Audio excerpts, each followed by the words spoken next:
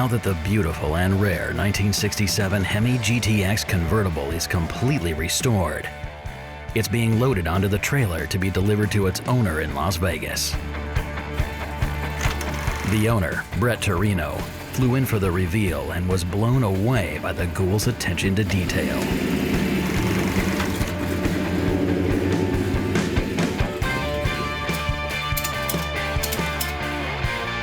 But just when the Ghouls thought they might be finished, there's another car ready to be delivered. Take it away, Mark. Our 1972 Dodge Charger SE 400 Magnum 4-speed, one of only 126 ever built, is near completion. Once Dave and Allysa install the interior, all that'll be left is an electrical systems check, a complete detail, and we can have the owner down for his initial inspection and road test. On this episode of Graveyard Carz, Allysa applies everything she's learned over the last 13 weeks when it's up to her to install the interior in the 1972 Gold Charger. The Ghouls wrestle with how far they can prep the car, knowing that the owner wants to be the first person to drive it. Meanwhile, while attempting to disassemble a 1971 Cuda convertible, Mark and Royal run into problem after problem. And in the middle of the heat, Brett Torino sends Mark and the gang an unexpected surprise. Coming up on this episode of Graveyard Carz. They're coming to get you, Barbara. It has been established that the unburied dead are coming back to life. I'm Mark Worman, and together we bring dead muscle cars back to life, to exactly the way they were on the day they were born.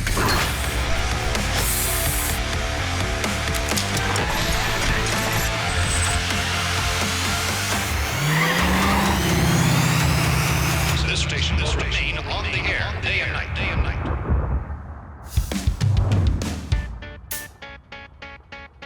We're working on our 1972 Dodge Charger SE 400 Magnum 4-speed, one of 126 built, which is really cool.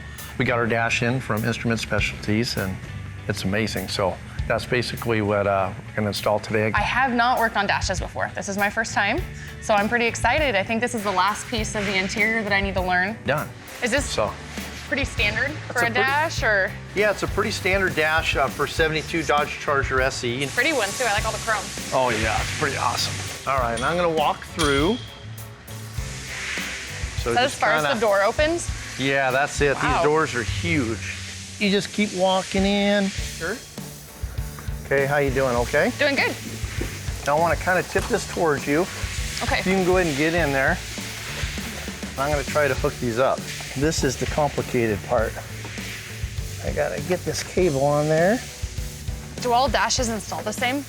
Yeah, basically all these Mopars install the same. For the most part, it's all just like it's showing there. What Sorry are you about that. I know hooking you're up right probably now? getting tired. I'm hooking up the cables for the defroster. So let me move this down. So right now I'm just kind of getting all the... Oh, take your time. Just came in this morning, went to head to the booth to get some parts and pieces painted, and there's a motor sitting in there. Looks like it's ready to be sprayed. I like Mark to really sign off on these motors, so I need to get him out here just to look this motor over and make sure it's actually ready to paint. Marcus, looking all over for you. I've been right here putting engines together. There's a motor sitting in the paint booth.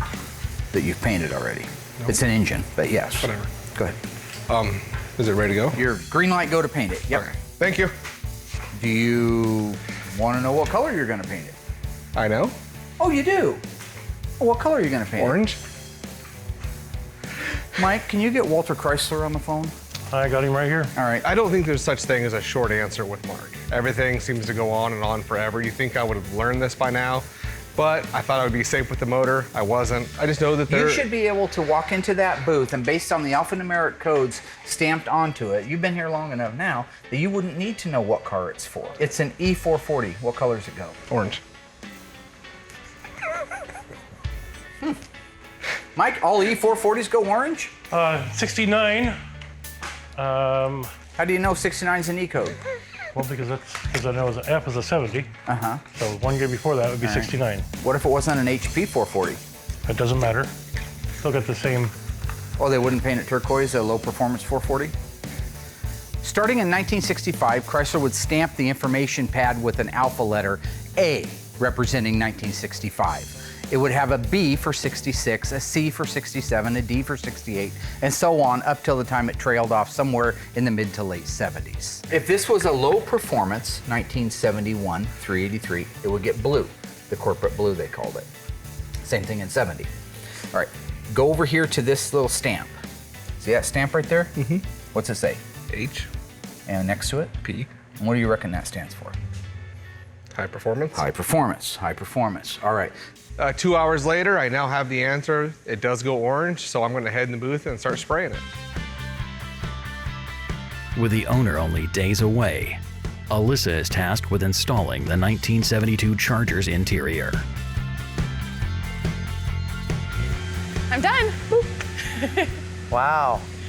It was way easier with the That was- adjustable. That was fast. It took you like, what, 5 minutes to do that? Yeah, it wasn't bad. That The was trick fast. is getting the side in that isn't adjustable, the tracks. Oh, getting yeah. those in, and then makes it really easy. This is cool. Yeah, you have a lot of room. Yeah. Big. Awesome. Nice job. Thanks. Beautiful. Good job. So what else do you need help with to get this finished up? Right now, you can put in your kick panels and put in your sill plates, and that'll kind of button up the entire floor. The only problem is those kick panels, one of them's really sun-baked. So we're gonna try to do a little process, try a new process, actually, with the walnut shells, because we have a new blaster with walnut shells in there, so we're gonna try to fix up that plastic and make it like new. The most desirable muscle car made by Mopar of all time would have to be the 71 Hemi Cuda convertible. Making only 11 of them, they sell for millions of dollars. This 1971 Cuda convertible has a 340 and a 3-speed manual transmission, making it one of only 8 ever built. The disassembly of this rare, valuable, and desirable muscle car begins now.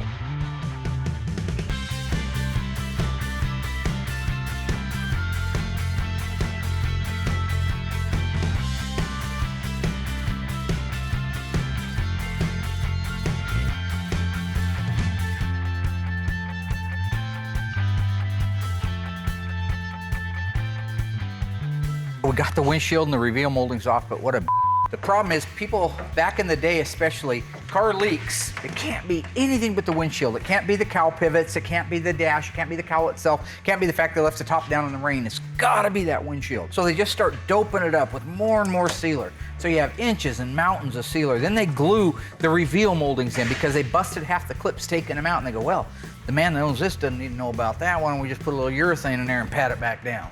And it isn't until 40 years later when the fat man, the bald guy, and my best friend Mike start taking this car apart that we realize it's been glued together. I'm done with my rant. We're ready to drop the dash down out of it. That's a good thing. Sorry about the bald thing. I lashed out because I was mad over this. Okay. But I caught it before I got to you. And that's fine with That's me. self-control. See, that's self-control. So with them getting the dash out of it here in a couple of minutes, we're going to be able to move on to the rest of the disassembly. It should go a lot faster from here. That windshield really slowed us down.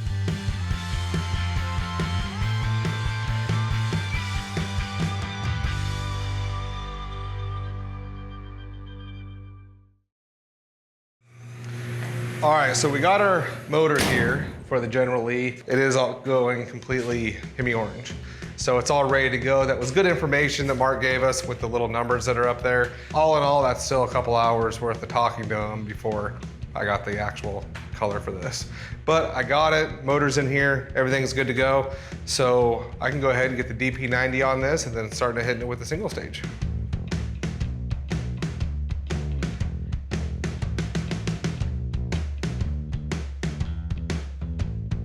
But there's not much left. So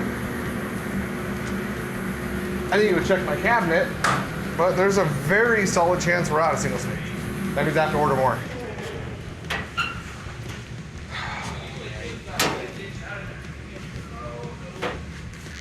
Well, poop. We realized I didn't have any color, so. No, that's it. I had to order that. So we're kind of at a standstill. It's in DP90, so that's fine. All right. Well, I got some Scotch-Brite. All right. Yeah, how's it looking? I think it's looking good. All right. Thing's pretty cool, huh? The Yeah, blaster. it's fun too. Oh, wow, that looks a lot better. Oh, yeah, that looks really cool. Well, let's kind of see what the Scotch-Brite does. And you don't have to push really hard. Kind of run it on there. But you see how we still got all the grain from the plastic in there? You know, we were talking about the fact that the Carz is stripper. They didn't even care about having the electric windshield washer, so that's what this is. So instead of having the button on the dash that you would push for the windshield washers, like in the B-body or in the E-body, in this particular case, you would have a foot pump. You would physically pump that to get the fluid up onto the windshield. They didn't have any effort at all on the 3-speed even to make it cool. Like, why couldn't they have built a pistol grip 3-speed? But that's what it is. It's just a straight chrome shaft with a ball on the end of it. The bezel is the exact same one that you would have if you had a pistol grip 4-speed, but the boot itself is different because this has a round hole in it and the pistol grip is that oblong center hole in it. But yeah, just some kind of interesting little tidbits there that make this car so unique and yet in some ways very undesirable, but now that it's 45, 50 years later, it's all cool. It's all cool, yeah. It's all the kind of stuff. Because if we saw stuff like that as a kid, we'd say, oh, pass on that. It's got a 3-speed and you got to pump the foot to get washer fluid up on the windshield. But now looking back, it's kind of a cool part of history. So I'd like to point out is how nice it is to work on a small block. Look at the room in there. Remember the last one we put in, a 440? Every square inch in the way in, just everything's tight. You got to rock it and walk it. Just like a piece of cake. Look at that big old cavity in there just swallowing up that 340. Just like your first girlfriend. For a daily driver, there's not a thing in the... Don't interrupt people, punk. Fat old guy. Oh, I'm fat. What about you, Muffin Belly? Look at you. Hey, along with age comes wisdom. You got better breasts than my wife, man. Back off. I've seen that look before. Back off. They turned out great. It got all the old plastic off and underneath was great black new plastic. So looks like we're gonna be able to save the piece. Yeah, it looked great. So all we got to do is get those A-pillar moldings in, windshield surround, then we'll work down to our kick panels. The kick panel went in really well. The seal plate, I had a little bit of trouble with lining up the holes and getting the carpet underneath it. And I think at one point I thought I had gotten 4 screws in, and then I lifted it up and the whole thing came undone. What the? Did it just so pop right up? None of them were. And I realized I didn't get any of those in, so I had to start over. Yeah. So something so simple can take like half hour, 45 minutes just to get a few screws in. It can be kind of frustrating sometimes. It is frustrating. These cars will fight you every step of the way. All right, so what do you say we knock out our visors? That sounds good. And then we're just about there. Are these the original? Yeah, these are the original ones. He wanted to use, as many of the original parts as he could. Okay, now this deal, the little spring, will actually go up through the big hole. Right here? Yep. Oh, there we go. You can kind of see. Yeah. One's just a little safer. All right, cool. So I got mine in there, and whoop, look at that. That much closer to driving it too, which is always nice. So awesome. The interior is pretty much put in, which is great. So the next steps is just a couple little things here and there, and then the windshield. And the windshield will go fast. All we got around that is just some stainless steel molding, and then I just got to put the wiper arms on. Oh, wow. So it's really close. With the interior installed, this 1972 Charger is nearly ready for the owner's arrival and its first test drive. Ouch. All right. Everything. Okay. Everything's just been a complete pain in the on this car. And it's because take some cars apart, they've never been touched. You're better off with a car that's never been touched than one that's been touched from the standpoint of disassembly. Because every bolt has been stripped and lost and changed out for the wrong bolt. We've took out lag bolts out of here, wood screws out of here. It just takes forever to do that. Something that's normally a half-a-day job takes all day long, and that's what we're struggling with right now. You can see lots of body work's been done on this car. I'll do you a little magic right here. You guys ready for some magic? We're gonna debondo this thing. That's where somebody just fills it up with Bondo and fiberglass and says, wow, look at that, isn't that pretty? This, folks, is what they Bondoed over. That's how you can tell somebody's been there. I'd rather walk up to a car and just see the hole and know I'm buying a car with a hole in it than something like that.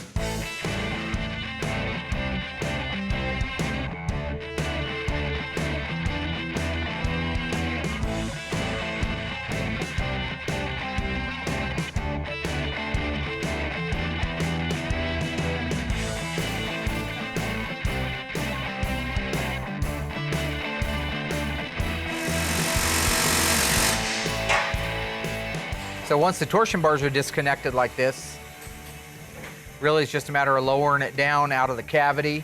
Same way we put it back in when we do the reverse. All right, you're clear. That is such a giant piece of everything. It is.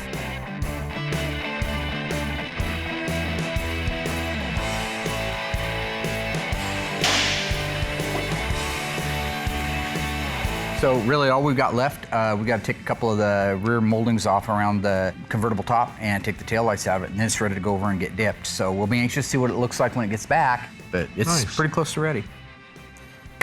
Good job.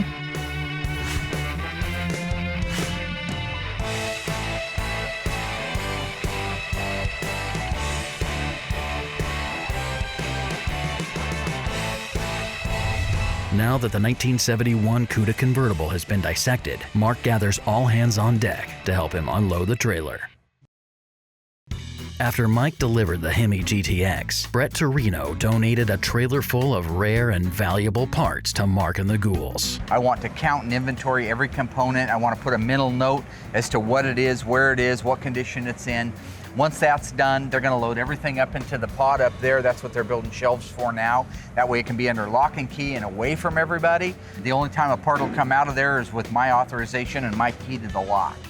The guys are doing good. So is that's all that's left is that part right up there? Okay.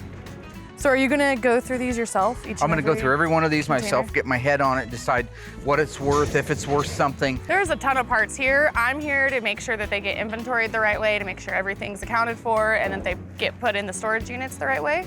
So Stuff right there. there's a lot of valuable stuff. I don't really know a whole lot about them, but as I get to go through them with my dad, I am learning. So it's a great experience to be able to go through them. Holy cow, that is a gift that he said was coming. He said he had some original parts books. God.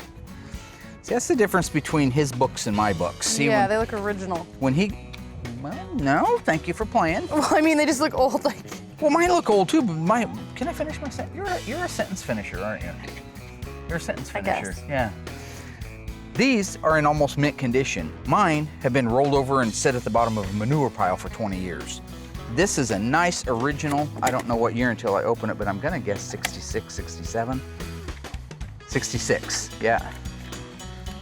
This is a complete original parts manual for the 1966 passenger cars, Dodge passenger cars. But look at all the tabs. If you look at mine, my tabs are all ripped off and gnawed off and chewed off and burned. This thing has everything nicely tabbed and categorized. So this is really exciting for me. It may not mean much to you because you don't know what they all are, but for me, this is a treasure trove of really valuable parts. I mean, this is cool. If I went to a swap meet and saw this stuff, I'd go home broke. I'd have to have it all. So I'm gonna let him finish taking everything out because I'm literally on a lot of this stuff, I'm gonna wanna unwrap it before we put it into storage. I need to put my eye on it. One guy's version of mint condition, or mink, as Andy would say, and another guy's is different. So I want to make sure what condition the parts are in, what ones I need now for the cars that we actually have here, and then we'll reconvene back out here. So you're going to continue helping him unload? Yep. Okay. So Radiator Supply House just got here and they're getting ready to do the stencil work on top of this radiator. So the owner wanted the top of his radiator painted at least to say 1 of 126. So at least when he's at car shows, he can open up the hood and people will know that, hey, it's still kind of a rare car. It's kind of cool with what they did on the radiator because he's kind of done little touches to it to make it his own. So we don't do a lot of that here, but on this car we did. So it's a little unique in that aspect. Meanwhile, outside the shop, Mark and Allysa continue to toil over the inventory for Torino's donation. We've been out here now for 7 hours. 7 hours checking in parts, and we're getting it whittled down. The main stuff, we've got glass left and some of the bigger sheet metal and some wheels, but all the little stuff, the stuff that takes so long to label and print and mark, which is what I'm doing, so we have a quality inventory of everything. That's what takes so long. I've gone through, I think, 100 and some tags already. So what she does is she checks it. What's it say it is? Tag 183 is for a complete NOS grill for a 1970 Barracuda. Okay, mark it off, but note that the left-hand front park lamp is missing. Missing one park lamp. And what number is it, 183? 183. So I've got it over here. This one's all one unit. This is all part of an NOS 1970 CUDA grill. This stuff's gold. At this point, I feel like I have been at an auction all day where I've just been hearing numbers being yelled at me, and my job is to basically check them. So they're not in order though. So I have about 8 pages of numbers that aren't in any order that every time I hear one, I just have to go through it and find it. So anyways, I'm ready for this to be done. I feel like we're never gonna be finished. I look back and I just feel like there has been little progress made yet. We've been sitting here for hours, so. We've unloaded so much stuff, a lot of NOS stuff, good quality used stuff that definitely is gonna help a lot of cars get back on the road again. The good news is we're really winding down quickly here. We're gonna try to wrap this up yet today. If we don't, we'll have to knock it out first thing in the morning, but we're getting really, really close. Before the 1972 Charger's first test drive, Royal makes preparations to do the alignment. What's the first step in this process, Royal? I mean, I know. Hang these sensors on. And Okay. when we do, since those are aftermarket billet wheels, we can clamp, I think we can clamp to the outside. Okay. We can turn these over and clamp to the outside. Either we don't have to worry about scratching them, right? Yeah. All right. Now, what's the trick with doing these older Mopars as opposed to the new cars? The older cars have a caster adjustment, a camber adjustment, and a toe-in adjustment. Where your newer cars, a lot of them only have a toe adjustment. Some of them only have a camber and toe adjustment. Oh, wow. So, Royal, after we get these sensors mounted on the wheels, what's the next step of the process? We'll look up the specs, and then the computer will have us do a caster sweep. Oh, gotcha. So that's just kind of checking where the car's at. It's Yes. kind of giving it a starting point. Yes. The alignment came out fine. Really, the test will be when the customer drives it. He doesn't want us to take it out of the lot till he gets here, so we're gonna have to wait for the real test. I'll be able to drive around the lot and get kind of a feel for it. Make sure the steering wheel's straight at least. The 72 Charger's alignment is complete, and coincidentally, Mark and Allysa are finally ready to wrap up the inventory on Torino's donation. It's a huge relief to finally have this done and have the parts up there. I mean, it took us over a day to get them all inventoried. When you're inventorying in that many parts, that many pieces, some of them very small, most of them, or a majority of them, new, old stock, super valuable, it just takes time. And that's what we experienced, you know, putting everything away is you gotta check it, see what they called it, make sure it's what they called it, make sure it's a new old stock and not just a used one. There were quite a few mistakes like that. Make sure the part's there or it's not there, or it's damaged or it's not damaged. There's just a lot goes into it. And like I say, when you have a trailer that came back full of parts, it's a big job. We powered through it, we got it done. The guys are just getting ready to upload a couple of pieces, and that's gonna be it for the end of that. These are ready to be lifted up and go in, okay? And you've counted for all those, the 603 and the 605s. Yeah. This stuff here, I just want to put aside for right now. It can be lifted up and put in the bin and just kept in a corner. This is the no value stuff, but in case Brett wants some of it back for something.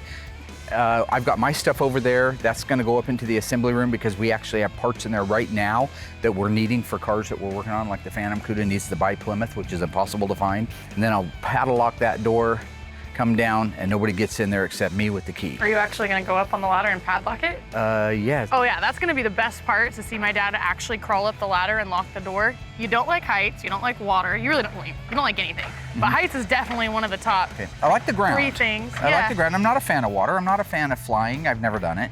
I'm not a fan of heights. But at the same time, I do what I have to do. That's what I do, right? Oh, God. Yeah, I'm scared for you. How you doing?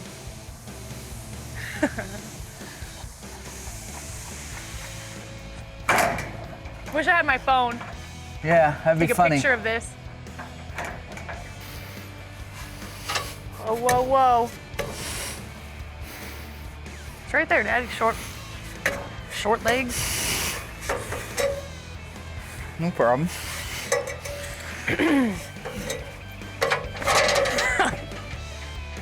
Is there a problem? You did great. Good job. With a massive parts donation inventoried and the 72 Charger aligned, the car is ready for a systems check. The guys finished doing alignment. I saw you and Roy were working on that. Yep. We're gonna do a basic systems check. The owner of the car, Murray, does not want me to drive the car without him for the first time. He wants to be in the driver's seat for its maiden voyage. I understand that, so we're not going out on the road. We're just going to kind of buzz it around the parking lot. Yep. Make sure the brakes, the steering, if something's going to happen galactic, it's always great if they happen in the parking lot versus out on the road somewhere. Exactly. Inside check. Yeah. Fire it up. Yep, there you go. Horn blows. Yep. Shifter feels good. It doesn't feel bad. That's a Brewer's rebuild there. Yeah. Reverse is nice. First. Power steering feels good. Yeah, it feels pretty good. Just watch your brake. Yeah. See what I mean? So far, everything's going real well on our 72 Charger. Seems to be driving around well. Steering feels good. For the most part, all the systems are working too. The only thing I'm noticing is that when I go to apply the brakes, that they are harder to push than the typical power brake booster setups that I've driven on the Mopars. Now, that ranges too a little bit, just so you know. The Bendix style 70 and back actually has more assist, it feels like, than the 71 on up Midland Ross. It just seems like the brakes just don't have that power assist like they should. They're working properly, but you just gotta apply too much foot pressure. So we're thinking it might be a brake booster, so. Power brake booster is a big vacuum can. Until you hit the brake to energize it, it doesn't use that vacuum. But then when it's ready for it, it gives you that assist. Right now, we're not getting that assist. It feels like you're driving the car, not with manual brakes, which aren't too hard to push, but power brakes that aren't working. That's what it acts like.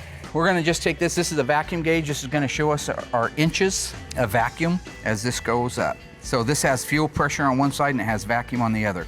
I will hook this to this port, just a little adapter setup. And if you want to hold that right there, I'll get it started and I'll be back. I'm going to start the vehicle. Do not defecate yourself. It's a vehicle starting. Nobody wants to see a defecation. I wanted to do something so bad. Defecation, devotion, turning on the night light anyway, and after all the violence and double talk. That's a song.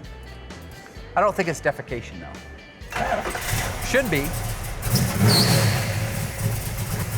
You hear that bumpity bump back there? That boom, boom, boom, boom, boom. That's a big cam.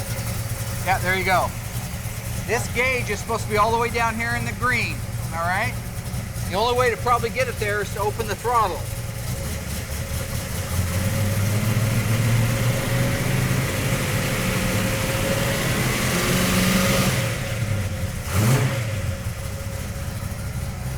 That's the problem. We've got too big a cam, too long of a duration, so we're not creating the vacuum that we would get up here. That thing's only getting 7 inches of vacuum.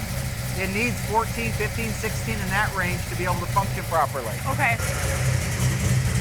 So the only way I can achieve that kind of pressure without scattering the engine is the natural process that happens when an engine is revved up to 3,000 RPM and you close the butterflies on that. So I'm open like this, and then I close it. When I close it, it's like choking somebody out. You ever choke anybody out? Oh, yeah. Yeah, it's like choking somebody out, and so that vacuum goes off the charts for a second till it catches up and back.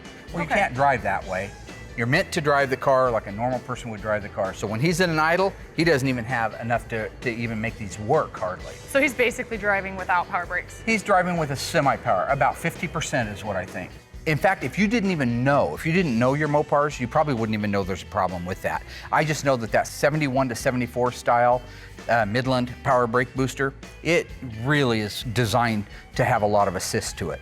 So I think what we need to do is call him and say, what do you want me to do? You want to be a little Nancy and tap out and take that nice schnarler cam out of there? Or do you want to man up, start doing some leg exercises now and drive the car? Is that actually how you're gonna ask him? No, I'll probably just tell him how it's gonna be, to be honest with you. He seems a little ornery. I don't know if well, he'd like that you know, very I think much. he thinks he's a tough guy, but you know, up in Canada, they think they are till they scrap with a Springfielder. You think this is a game? You think that's a game? Old man arm. That ain't old. Look, I still got a little something. I don't have no gobbler going down here. Got some weird Your extra. skin's wrinkly.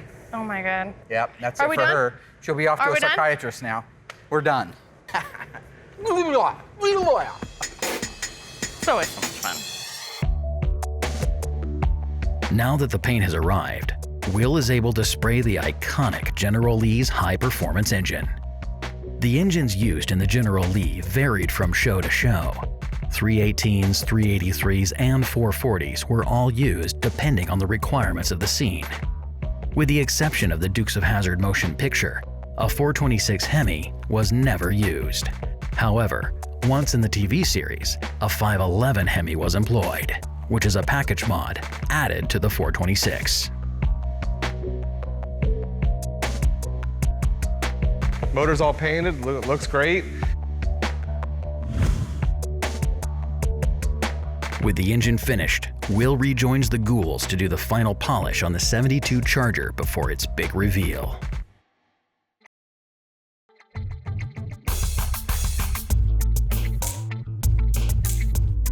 This is the first time I've ever had a client say, nobody drives that car but me, for the first time. After that, you have a ball. It's his car, he's the customer, I kept his wishes. But, you know, anything can happen. A multitude of things can happen when you have that many moving parts on a car that's just been back together for the first time in many, many years. Dave always jumps on the inside, does all the interior. I jump on the outside, tires, wheel, glass. This car has a lot of stainless on it you have to get the fingerprints off of. Dave has to go through, wipe down the whole inside of the car, do all the glass on the inside. So it's kind of a team effort for us to get this car done, but that's how we've done them in the past, and they always come out great. Inside and out, the car is literally perfect. I think the owner's gonna come in, be super excited to have it, and go on his road trip. So we're ready to go. Murray Gooding's called. He's just down around the corner, so I'm gonna go up front and wait for him. Make sure that the car's on the side and warmed up and ready to go. My name's Murray Goodings, and I got a 1972 Dodge Charger here at Graveyard Cars. My dad bought a 71 Charger when I was a little guy, and through a divorce and everything else, that car went missing, and it's a car I grew up in, so I always wanted one. I spotted this one on a highway near where I live, and got a hold of him, made a deal, bought the car that night, and took it home. So that was about 10 years ago. How was the trip down from really Canada, eh? Good I drove for a couple hours, and I gave him the keys, and I went to sleep. Did you really? Nice. You look good. Thanks. Yeah, in good shape, huh? Everything going good? I did the chemo diet, so I'm still keeping That's all that right. shape. You look good. Yeah, good job, man. I was diagnosed with cancer approximately 2 years ago and went through all the treatment and everything, and they cured it all, and my only loss is one vocal cord, so I can still live life as I love to, and it's all good. So you've been thinking about it a little bit, getting kind of excited? Oh, it's like day to day, it's crazy. I think you're gonna like it, and I think it's gonna be really, really well worth waiting. Okay. I want everybody to go out front. I'm gonna go around and get the car.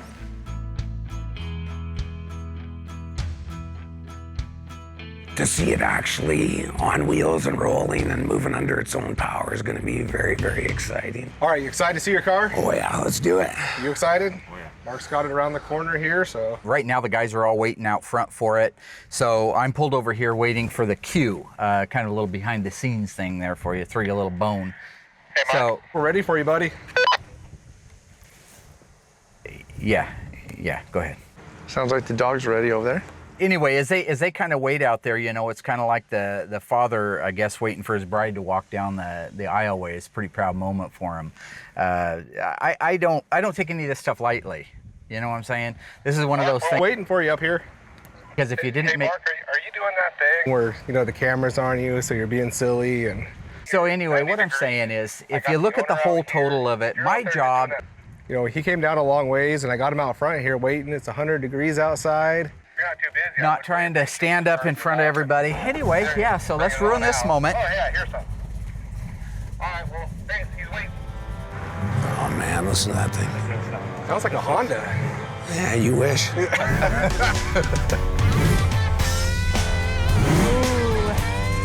Boy, doesn't that sound good? How good that looks in the sun, too. Boy, doesn't it look amazing outside?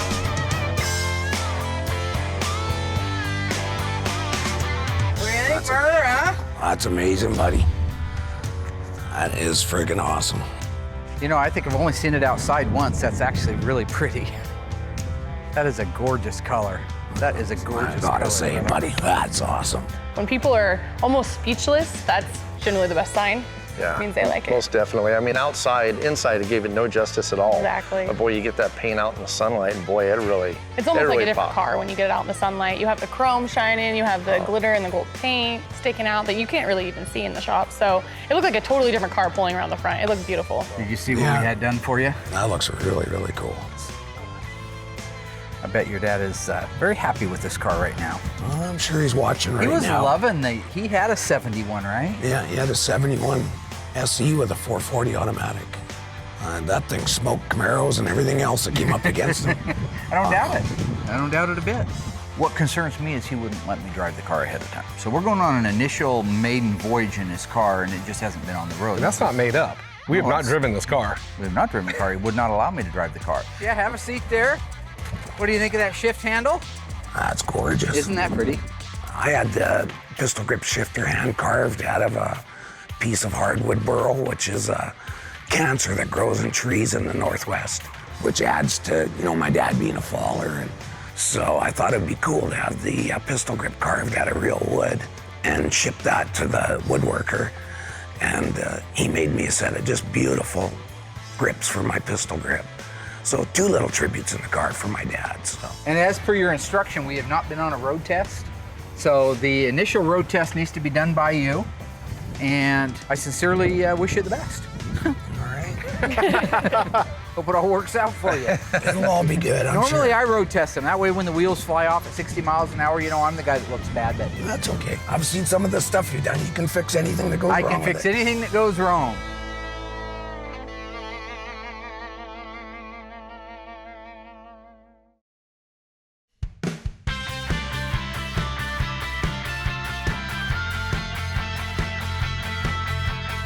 It was nerve-wracking, but it was awesome. Car drove smooth, straight. It was just super easy. You didn't have to fight it, nothing. It just straight line, change lanes, real nice. Really nice acceleration. A little bit on the timing, but that's okay. It wants to go. Keep going. Oh, I know it does. I know. Nothing to be funner than just to stomp the shit out of them. I know. You can just feel that there's a whole throttle ahead of you. Oh, yeah. Wait. It's definitely got a lot of pedal. Yeah. The 71 to 74 B bodies are a really nice driver. They may be the best driver of all the cars they built. I was saying, I think it's running a little bit rich. That might be loading those plugs just a little bit. So if they may have a jet for the time. Yeah, when my buddy looked at the video of it running, the exhaust coming out and that, he actually said it looked like it was running rich. Rich, yeah, I think it is too. I mean, if that doesn't fix it, I'll put a 750 back on it like you sent it with. Because they just don't perform as well. As far as balls out, stomp it, perform, you're going to get it out of this, but you also don't want it to pop every time you step on gas. Yeah, it feels great. But it sure does feel nice, doesn't it? Really, That's really great. nice. Yeah, Royal did the alignment on it. He's been doing them forever and does a great job. Yeah, it doesn't feel weird. There's no rattles. Dead straight. Overall, I think it was very, very successful and a very happy owner. I didn't get to ride in it. No, you don't need to ride in it. You didn't paint it. I cleaned it. You didn't paint it. Yeah. Boy, it sure feels like it pulls like a. Oh yeah. It doesn't feel like no boat anchor. No. Okay. Oh yeah, my dad would like this car. He's gone now, but he's looking down, and the dad on the hood looks great. It's just perfect size, perfect color. Enough that you can see it, and it'll raise some questions and some good stories about the car and the reason there is the car. He does like it. It's not a matter of if he would like it. He does like it. So we got the car outside this morning and all warmed up. That's why you hear the fan running in the background. It's cooling down the radiator. All systems are go. Murray's on his way over right now from the motel to take final delivery of the car and head up north with it. This is a neat car, Sounds good. It sounds really good. Got a great sound. Got a hell of a nice cam in it. His buddy built the engine. We just kind of assembled it, put it together. But whoever built it really did a good job because it revs like a small block. Well, my friend, you have waited a long journey for this moment. Yeah, look at her. She's worth it. You're going to have a lot of fun on that car. Yeah, it's just been a long road. I just can't believe it's actually here the day I get to take her home and start using her and driving her and enjoying her. It's been a long, long time, but it's really worth it. Any tiny little things I found, I mentioned to them, they fixed it right up. There was never an issue with quality. It's all been done top notch, really, really well. You're a good man. All right, Thanks, buddy. Murray. Keep in touch, all right? Don't wreck it. Don't be silly. I know you got that lead foot. I've had speeding tickets before. It's not a big deal. Just got to be polite when you get them. That way they don't tow your car. So. Always open the door for the ladies. Make sure. Well, then you should get in first. Well, you got to be coming at the brother like that now. Oh, yeah, we'll burn some rubber getting out of here for sure. It's all good. You look good in there, buddy. You're looking sexy. Looks nice, man. That's a panty dropper right there. Got to do the seatbelt. Not that you care up in Canada about. Let me just keep your panties on. I don't want to know about them.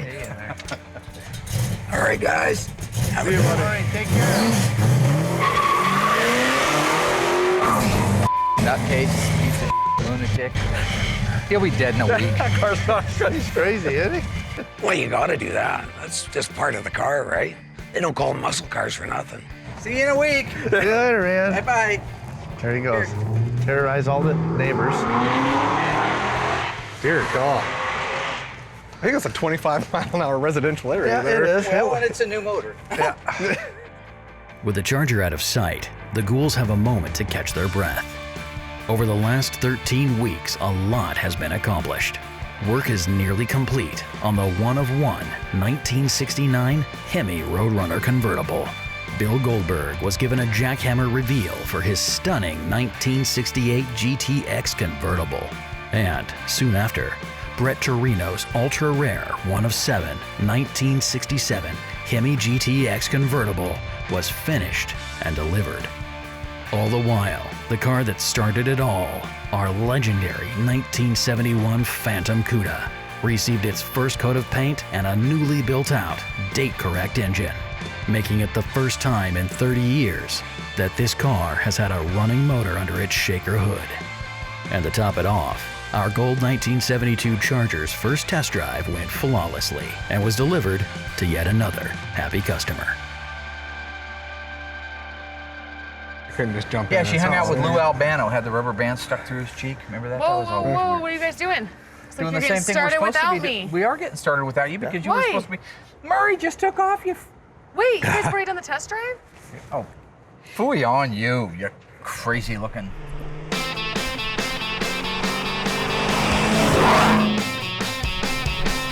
But don't worry, this isn't the end. In fact, we're just getting warmed up.